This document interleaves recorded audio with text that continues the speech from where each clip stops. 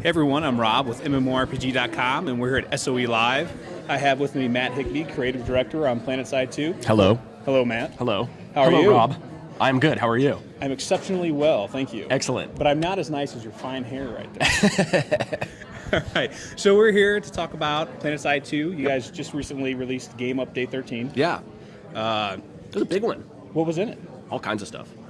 Brand new audio for an entire empire. We redid all their weapon audio for the VS, make it sound a little bit more menacing, a little bit more impactful. That was a big change. The biggest change was Esamir. We completely revamped the entire continent and added a lattice to it, redid every single one of the outposts. So players have been giving us a lot of really positive feedback about that and having a lot of fun there. Now, is Esamir the first or second continent that got the lattice system? The second. So how's that working out for you? Really well. I mean, we originally launched the game with what people call the hex system, and the influence system was sort of an augment to that. Basically, what it meant was that at any given time, if you owned this base, any of the adjacent bases were available for you to go attack. That gives players a tremendous amount of freedom to be able to go do stuff, but it also allows for players to basically evade all the time. So rather, there's a bunch of guys defending this base.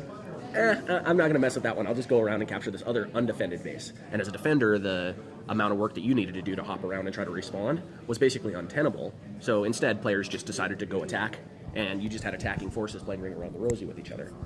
That didn't always happen, but that was an outcome of the hex system in a lot of cases. With the lattice now, we have a more directed flow between bases. So if you want to get to this base, you have to attack through this base. And that means defenders can post up at that base and actually hold it and do something meaningful by defending that position. Whereas previously, the chance of you actually being able to stop a push by defending a specific location was pretty difficult. So you're seeing a lot more hotspots with player density and more combat? Yeah, absolutely. We're seeing a lot more of the fulfillment of the promise of Planetside, which is massive, massive scale combat. Very large forces colliding, the combined arms gameplay of armor and infantry and aircraft all being able to fight over the same ground. We're also, interestingly enough, we're seeing a lot more open field battles happening, which kind of makes sense if you think about it. If these guys are here and they have to go this way, and these guys are here and they have to go this way, they're going to meet in the middle a lot.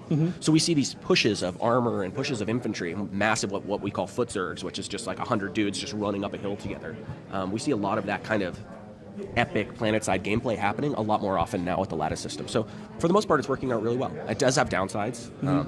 The guys who are very interested in strategy are going to have a tough time, or not necessarily a tough time, but some of those guys are feeling more restricted now because they're directly told, okay, this is the next base that has to be attacked in this lane. But for the most part, it actually allows for more depth of strategy because people can figure out how they're going to flank and how they're going to be able to attack different spots. So it's a mixed bag in terms of opinion, but I think most people are pretty happy with it. You got that handful of guys that are running around saying, fight on the point, noob! Yeah. And stop fighting in the middle of the field. Speaking of new things, one of the last times we talked that you were getting ready to implement into the game was the implants. Yep. How's that working along? So implants, actually very interesting. Implants were going to launch with Game Update 13, and we talked about our plans for implants. And we got a lot of feedback from the community saying either that they didn't like the way the system was set up, they didn't, and not all the details of the system actually got out there, but enough people were upset about the implementation that we were going to be doing that we decided to scrap it and go back to the drawing board on it and redesign the system from the ground up to be more of a gameplay enhancement system. And we have a really solid design now for it that we're refining and we're going to be talking to our community about pretty soon. And we think it's a lot more interesting, a lot more exciting.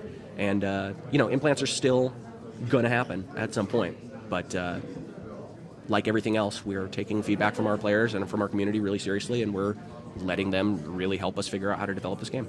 Well, that's great to hear, because I can imagine that it's really difficult to not do something after you put a lot of work into it. Yeah. But it's also good to see that you guys are willing to say, you know what, we're not going to try and ramrod this down your throats, even though it's something we wanted to do based upon your voice. Yeah. And so kudos on that one. I mean, we're not really like losing a bunch of work either. Kudos for us for sure. But we're not really losing a lot of work. A lot of the functionality that we did, the biggest piece of the functionality for implants was actually making all the effects. In other words, if I have a silent running implant, it took a lot of work to be able to get footstep sounds to be reduced and reduce the distance by which you can hear those. We had to do a lot of code work to be able to implement each one of those effects. So the distribution system for the implants is going to be changing quite a bit, but the actual effects of implants and the way that implants will be used by players is being saved. So we're not really wasting a bunch of work necessarily. We're just delaying the release of a bunch of work. All right, sounds good. Yeah. So what can we expect to see in like Game Update 14 then? Game Update 14 is going to have some new tutorial stuff in it.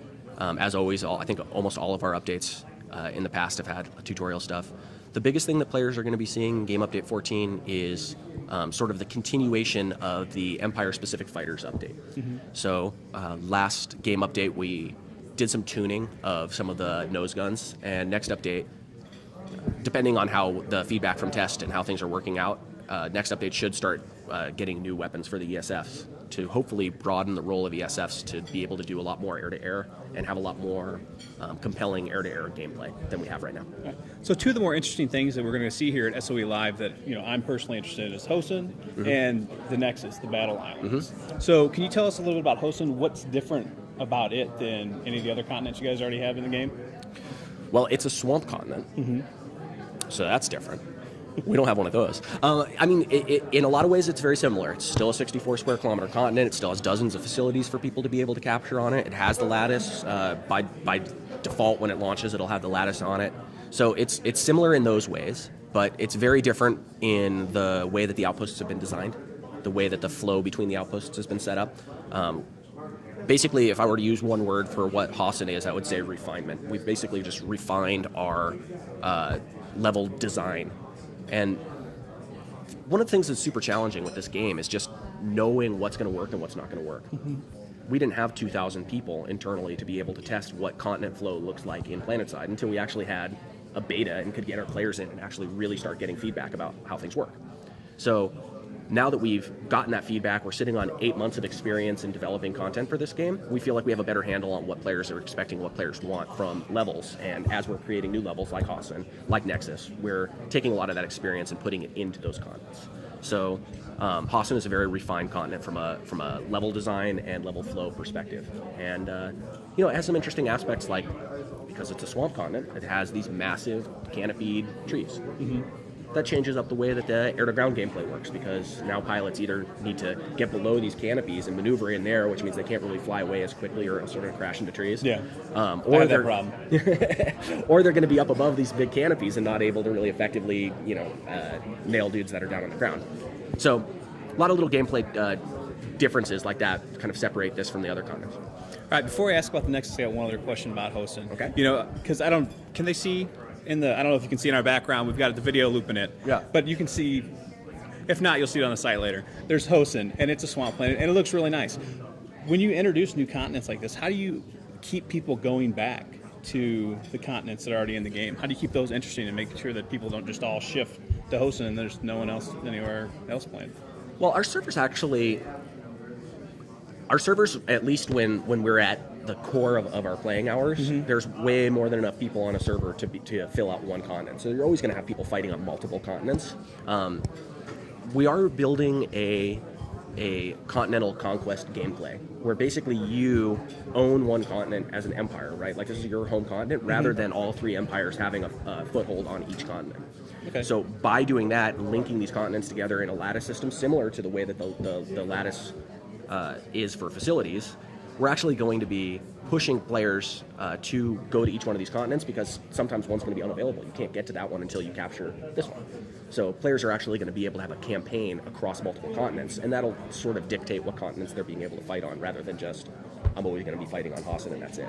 It won't necessarily always be available for them. But. All right, so how will the Nexus play, which is being designed with eSports in mind, but it's also going to take part in the rest of the metagame as well, correct? How will that play into something like this? Well, when we put it in, it'll be part of the Intercontinental Lattice. The way that you can kind of roughly think about it is, you have your three home continents, which will be our three default continents. We'll stick Hossin in the middle. We'll have a warp gate that connects each one of those continents to Hossin. And then we'll have another warp gate that connects it to a battle island. And the battle islands will connect between the home continents, just like Hossin does. So once you capture one of these warp gates, you're going to have access to a battle island that lets you go, say, for instance, you're on Esamir, and you want to go fight on Indar. You might be able to get to Indar by capturing through the battle island, or by conquesting through Hossin and capturing the warp gate there. So you'll have multiple routes that you can use to do it.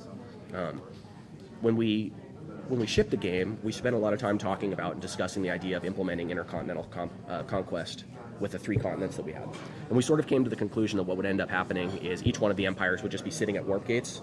They would own their continent pretty much most of the time, and there would be fighting happening immediately surrounding the warp gates, but that's pretty much it. You wouldn't see a lot of conquest happening besides that. As we add our 4th continent and have these battle islands to help flesh it out, there'll be more paths for people to be able to go around, so we should start seeing a lot more utilization of the entire, I guess, continent graph than we would if we just did it with our 3 continents. And the battle islands are kind of essential for us to be able to do that too. Otherwise, we would have that same problem, except it would be on Hossin entirely. Everybody would just be fighting on Hossin all the time. All right, That's Matt. pretty cool. Well, thanks for your time. You bet. Sounds great, and I look forward to seeing the lattice system on the battle islands and the intercontinental combat. Hell yeah. Thanks. You bet.